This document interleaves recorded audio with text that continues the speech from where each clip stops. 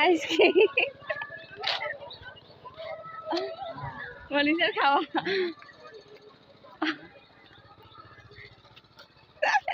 জীবনে কিছু খায়নি নাকি আইসক্রিম মা কই ভালো খেতে মানে